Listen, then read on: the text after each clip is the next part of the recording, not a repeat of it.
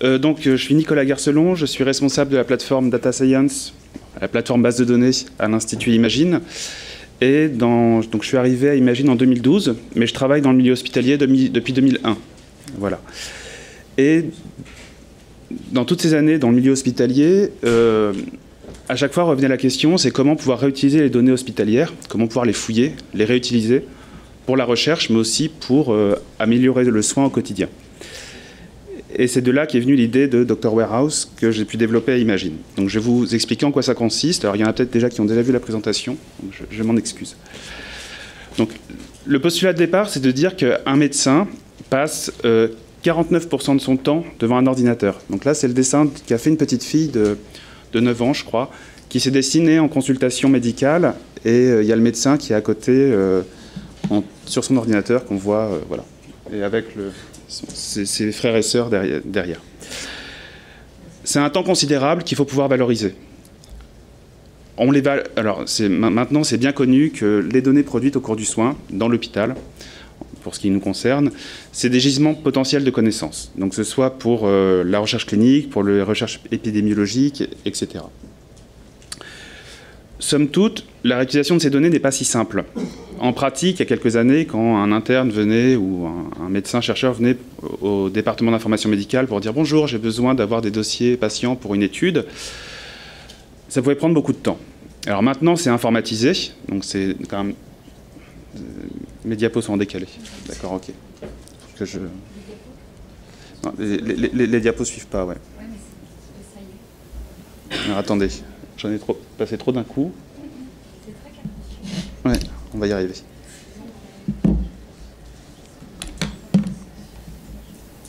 Bon, c'est pas grave. Je vais me caler, donc dire que... Voilà. On va y arriver. Non, mais on va y arriver. C'est pas grave. Donc, même s'il y a une informatisation des données, en fait, les données restent extrêmement cloisonnées et extrêmement dispersées au sein de l'hôpital. Ce qu'il faut savoir, c'est qu'un hôpital comme Necker, il y a à peu près 200 logiciels hospitaliers qui sont utilisés. Même si on essaie de rationaliser au fur et à mesure et de réduire le nombre de logiciels pour optimiser les coûts et optimiser les pratiques, il reste quand même un certain nombre d'outils qui existent, sans parler de tout l'historique. C'est-à-dire que même si on change un logiciel aujourd'hui pour en mettre un commun, ben, qu'est-ce qu'on fait de l'ancien avec 15 années d'historique de données saisies? Alors pour ça, il y a des outils qui existent. Alors il y a toute une hétérogénéité à gérer aussi. Et donc pour ça, il y a des outils qui existent qui s'appellent les entrepôts de données biomédicaux, qui vont consister à réunir toutes les données au sein d'une même base de données. Donc on va prendre toutes les données produites par les cliniciens dans l'hôpital et les recopier au sein d'une même base.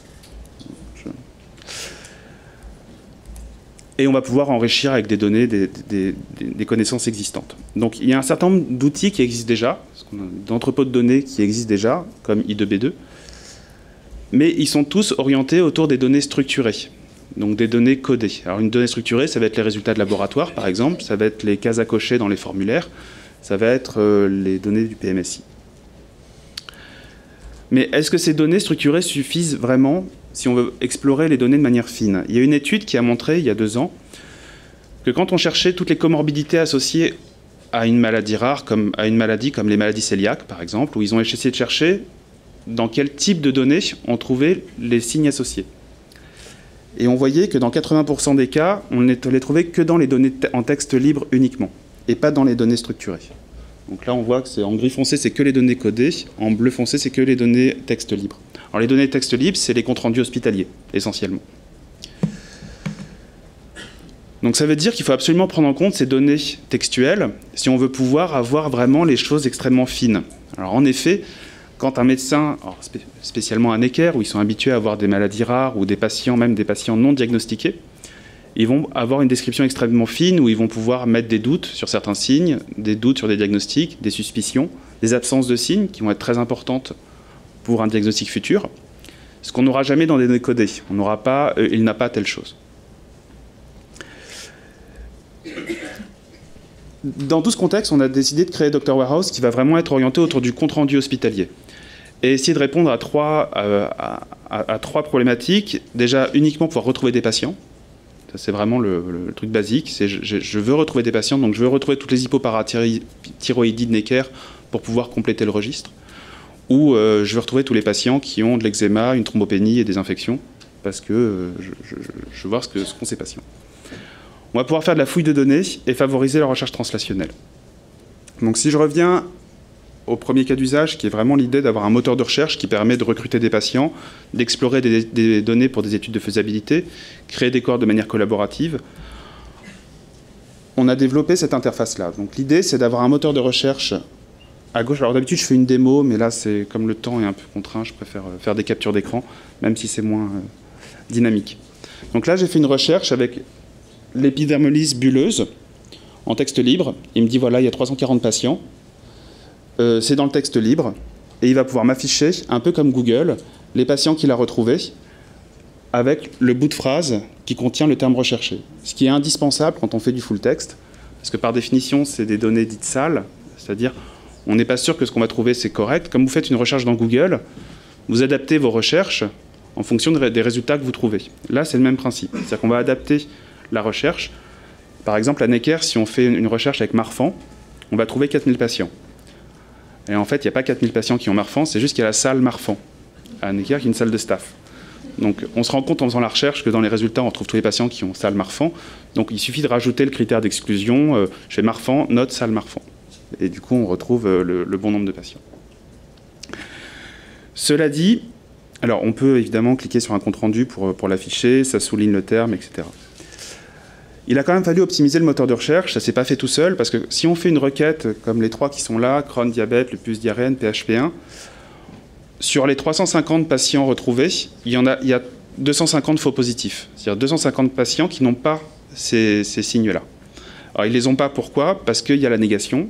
Le patient n'a pas de lupus, ou alors c'est le papa, la maman, le cousin qui a le diabète ou qui a le Crohn.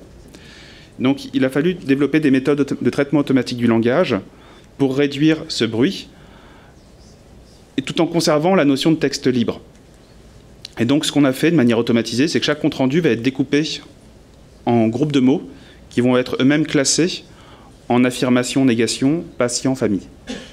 Et à partir de là, on va pouvoir proposer une recherche uniquement située sur les affirmations patients. Et en faisant ça, on réduit le nombre de faux positifs de 253 à 17. Donc on n'a plus qu'à supprimer 17 patients dans la liste, ce qui est quand même très simple, beaucoup plus rapide pour le médecin. Donc ce qu'on appelle réduire le bruit. Et on va aussi réduire le silence, c'est-à-dire que je veux par exemple les patients qui ont une hypoparathyroïdie, si je reprends l'exemple de tout à l'heure. Si je fais hypoparathyroïdie, je vais retrouver tous les patients qui ont le compte-rendu hypoparathyroïdie. Mais on sait que, par exemple, les digorges ont aussi une hypoparathyroïdie. Donc on voudrait pouvoir éventuellement retrouver tous les digorges en même temps. Et donc ça, on va pouvoir le faire en faisant de l'enrichissement terminologique.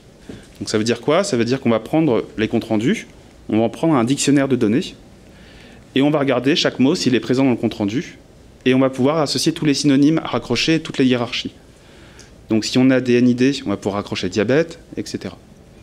Ce qui va permettre de pouvoir éclater la requête de l'utilisateur et récupérer beaucoup plus de patients et être beaucoup plus sensible dans les résultats.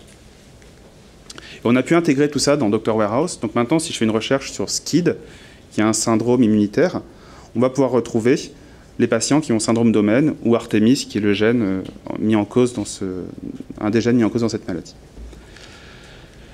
Donc ça, première mission accomplie avec plein de gadgets que je ne vais pas expliquer là, mais qui permettent de sauvegarder une requête, elle peut être rejouée automatiquement tous les mois, on peut faire des requêtes très structurées sur des résultats biologiques, on peut combiner des choses, etc. Deuxième cas d'usage, c'est de faire de la fouille de données. Alors, dans quel cadre? Ça peut être ce qu'on appelle du phénotypage haut débit, détecter de nouvelles hypothèses d'association de signes qui vont nous permettre d'anticiper, par exemple, ce qu'on va pouvoir définir comme critère dans un registre ou dans une base de données de suivi de patients. Donc si je reprends mon exemple d'épidermolyse bulleuse, on va avoir déjà un onglet que j'ai appelé Stat, c'est juste une description démographique, qui permet d'avoir en un clic la distribution des patients par âge, par sexe, le parcours du soin du patient dans l'hôpital, donc par quel service il est passé,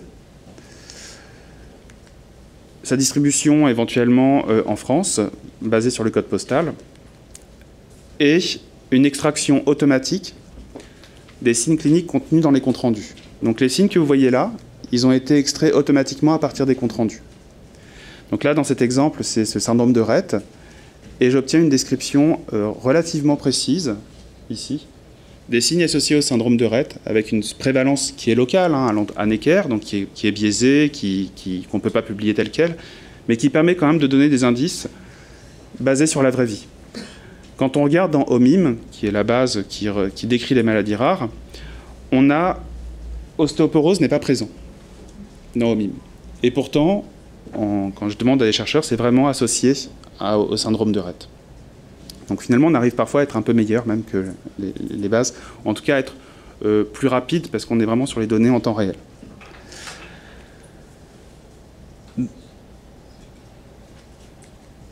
Donc, je ne vais pas rentrer dans les détails, mais c'est juste pour vous montrer comment on faisait le phénotypage au débit, c'est les concepts extraits et agrégés. Et qu'on a pu publier dans le journal biomédical, dans le journal Orphanet, Journal of Rare Diseases, on a présenté cette étude où on fait du phénotypage au débit dans un entrepôt de données cliniques. Le dernier point, c'était accélérer la recherche translationnelle. C'est-à-dire que la plateforme que j'ai mis en place à Imagine, l'idée c'était de la mettre vraiment à l'interface entre Imagine et Necker, entre les chercheurs et les cliniciens. Et je pense que cet entrepôt de données-là est vraiment le cœur de ce projet d'accélérateur translationnel. C'est-à-dire que les données produites par les médecins permettent d'accélérer la recherche et les résultats trouvés par les chercheurs permettent d'accélérer le soin. Et que les données soient en permanence utilisées dans les deux cas. Alors, accélérer la recherche parce qu'on va pouvoir rapidement inclure des patients. Donc, il y a la possibilité de créer des cohortes et d'avoir des petits boutons là qui permettent d'inclure ou d'exclure les patients, de créer un espèce d'environnement de travail pour un médecin ou un chercheur où ces cohortes sont sauvegardées. Il va pouvoir les rajouter au cours des mois, au cours des ans. L'idée aussi, c'est de pouvoir accélérer la saisie dans les ICRF ou dans les registres. On sait que c'est extrêmement coûteux, extrêmement long de saisir les données dans les ICRF parce que vous devez redevenir dans les registres ou dans les bases de données, parce que vous devez revenir au dossier en permanence. L'idée, c'est qu'on s'est dit, on peut fouiller dans 500 000 patients. Donc à Necker, il y a 500 000 patients dans l'entrepôt, même 600 000 maintenant. Si on peut fouiller sur 600 000 patients, on peut fouiller sur un patient. Et donc l'idée, c'est d'avoir un moteur de recherche sur le dossier du patient qui permet très rapidement de retrouver la biopsie, de trouver est-ce qu'il y a eu du diabète, etc., etc. Et à terme, ce que je souhaiterais, c'est carrément pouvoir avoir une saisie semi-automatique des registres, c'est-à-dire qu'on enregistre les critères qui nous intéressent dans Dr Warehouse, et automatiquement, pour un patient, il nous dit où trouver l'information. Ben, dans tel compte-rendu, dans telle phrase, il y a peut-être l'information que vous cherchez. Et d'accélérer comme ça au maximum la saisie vers les registres. Que cet outil ne remplacera pas les registres, il est vraiment en amont pour trouver des nouvelles hypothèses, pour vous aider à alimenter des registres qui vous permettent de faire des études formelles, carrées, sur lesquelles vous pouvez publier proprement. On est vraiment dans la notion de fouille de données. Donc fouille de données, c'est on cherche des choses. Alors on peut intégrer des images aussi dedans, on a des visions sous forme de lignes de vie, de timeline qu'on peut zoomer. On a tous les concepts extraits pour un patient qui permet d'avoir une carte d'identité automatisée. Et parfois, le moteur de recherche ne suffit plus aussi. Et c'est là qu'on arrive vraiment à des choses un peu élaborées qu'on peut développer, qui permettent de faire de l'aide au diagnostic. C'est-à-dire que quand on a un patient diagnostiqué, comme on a eu à Imagine, on va diagnostiquer des nouvelles maladies, des nouvelles mutations, et on va se dire depuis 20 ans combien de patients sont venus à Necker et qui n'ont pas été diagnostiqués sur ce gène parce qu'il n'était pas connu. Soit on a un nombre de critères phénotypique restreint et on peut utiliser le moteur de recherche, mais parfois c'est compliqué, parce qu'on va avoir un phénotype trop complexe. Et plutôt que de passer par le moteur de recherche, on va passer par une distance de similarité. L'idée, c'est de dire, je vais calculer une distance phénotypique entre le patient diagnostiqué et tous les patients de l'entrepôt, et regarder ceux qui sont les plus similaires, en se disant, s'ils sont très similaires, ça veut dire, et qu'ils ne sont pas diagnostiqués, c'est qu'ils ont peut-être le même diagnostic. Et donc on a développé ça, en utilisant des méthodes relativement simples d'algorithmique. Et nous avons intégré ces méthodes dans l'entrepôt et nous avons pu effectivement diagnostiquer des patients qui étaient en errance diagnostique et qui n'avaient pas pu bénéficier de diagnostic parce qu'ils étaient venus avant l'existence de ce diagnostic. Nous avons publié ces méthodes dans le journal... Ah, ça y est, c'est cassé. Je vais y arriver. Hop. Donc nous avons publié cette méthode dans le Journal of Biomedical Informatics. Donc Hanecker, il est implanté depuis quelques années. Il y a 640 000 patients, 5 millions de comptes rendus. Il y a 26 sources de données différentes. Donc tout l'intérêt, c'est qu'on peut croiser les recherches sur plein de sources de soins produites à Necker. Il y a eu plus de 8000 requêtes faites et 49 000 dossiers consultés. Il y a eu 420 cohortes de créées dans Necker. Donc nous avons publié Dr Warehouse cette année l'ensemble de l'outil et il est diffusé comme un outil open source. Voilà. Donc j'espère motiver une communauté de data scientists, de développeurs pour continuer à développer des choses autour de cet outil. Et vraiment l'idée c'est de favoriser la réutilisation de la mémoire collective à la fois pour la recherche et pour la prise en charge des patients, parce qu'on voit bien que les médecins peuvent se réapproprier leur propre compte-rendu et se réapproprier cette mémoire collective, surtout qu'on peut perdre quand un professeur part à la retraite, hop, on perd sa mémoire, là on la garde. Donc c'est le genre d'outil qui est utilisé en réunion de concertation pluridisciplinaire pour justement aider à trouver à prendre en charge des patients.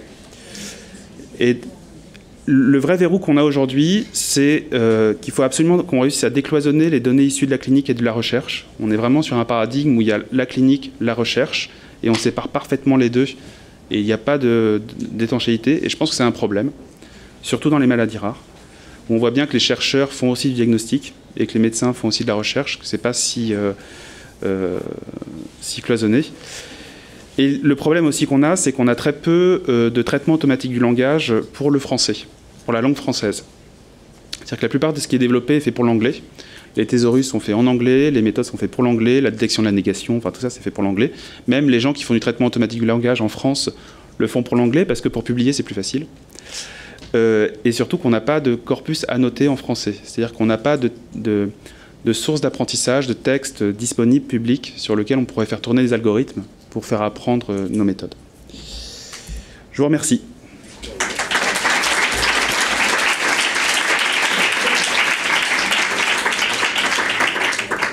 Merci beaucoup. Il y a une question, Jean-Philippe.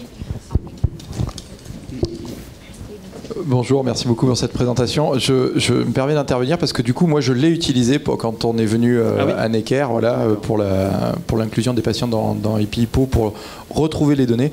C'est un travail de Romain pour arriver dans certains hôpitaux à retrouver des pathologies rares. Si ce n'est pas le sujet principal d'étude d'un service, et notamment l'hypoparathyroïdie, ça n'est pas pour beaucoup de services en France. Et donc un outil comme ça, c'est, je tiens à dire, témoigner de mon expérience, c'est extrêmement facile d'utilisation. J'ai été, moi, subjugué devant ça et j'arrête pas d'en parler autour de moi en disant qu'il faut qu'on l'ait absolument, nous, à Pompidou, qu'on le récupère pour qu'on puisse avoir ça. J'ai, cela dit, un petit bémol à mettre, c'est-à-dire que ça, en fait, ça étudie beaucoup le contenu textuel, et donc en fait, ça dépend de la quantité d'informations que le médecin met dans son compte-rendu. Et quand ce sont des pathologies qui sont suivies notamment en consultation, le plus souvent l'hypoparathyroïdie par exemple, et pas forcément en hospitalisation, il n'y a pas à l'intérieur la totalité du détail, notamment de la biologie ou des examens paracliniques qu'on peut avoir dans un compte-rendu d'hospitalisation. Et donc si on veut en sortir de l'information pour des études pour plus tard, ça veut dire qu'elles n'existent pas dans le compte-rendu déjà et qu'on ne peut pas vérifier cette information-là et qu'on va être quand même obligé de repasser par le dossier patient initial. Alors, dedans, je collige toutes les informations du patient, donc on a la biologie aussi, que je récupère aujourd'hui. Oui, si elle est faite à l'hôpital. Si elle est faite à l'hôpital, effectivement. Mais si elle est faite en ville, si c'est fait en ville, c'est une information qui n'existe pas. Est-ce qu'il y a une possibilité est-ce qu'il va y avoir une possibilité d'avoir une connectivité avec la ville et de décloisonner ville-hôpital?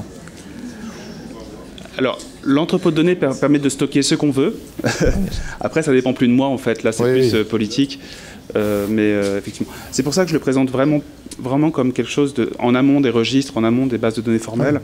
C'est exactement l'usage que vous en avez fait. C'est formidable. C'est recruter, tester des choses, tester des associations de signes et des choses comme ça.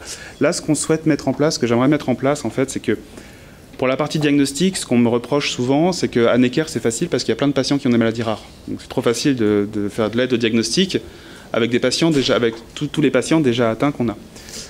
Du coup, ce qu'on va développer, c'est des patients archétypaux par maladie rare, qui permettraient de livrer en fait avec Dr Warehouse des patients types avec des maladies rares, qui permettraient de faire tourner la similarité sur les patients des hôpitaux qui ont moins de patients avec des maladies rares que Necker. Donc c'était juste pour... Et l'autre petit bémol qu'on peut ajouter, c'est qu'il n'y a pas les données génétiques par définition. Alors on y travaille. Oui, parce que... On y travaille. Mais... pour des questions de législation. C'est un bémol important. Oui. Merci pour votre présentation qui donne très envie, bien sûr, d'avoir cet outil dans tous les hôpitaux et dans les hôpitaux de province en particulier. Mais si l'on en parle à nos informaticiens, est-ce qu'ils peuvent se mettre facilement en relation avec vous? Quel est le coût? Comment ça peut s'organiser? Enfin, voilà. Alors, on a, avec l'Institut Imagine, il y a eu un master bio-entrepreneur qui s'est créé il y a 2 ans. Il y a des étudiants qui sont penchés sur la question, sur comment faire en sorte que cet outil soit diffusé. Et ça a fait l'objet d'une start-up qui s'appelle Codoc. Alors, c'est pas pour l'installation. L'outil open source est gratuit, mais c'est plus pour aider à l'installation et à la mise en place des flux de données entre vos sources d'outils de production et ça. Donc, en gros, c'est se mettre en relation directement avec Nicolas avec et Arthur. Oui. Codoc, C-O-D-O-C, en bas à droite. Et il y a les adresses à gauche. Voilà. Et sinon, il y a un site qui s'appelle drwarehouse.org qui vous permet d'avoir une description. Et il y a une démo disponible en ligne sur des données fictives basées sur des abstracts PubMed, si vous voulez jouer avec.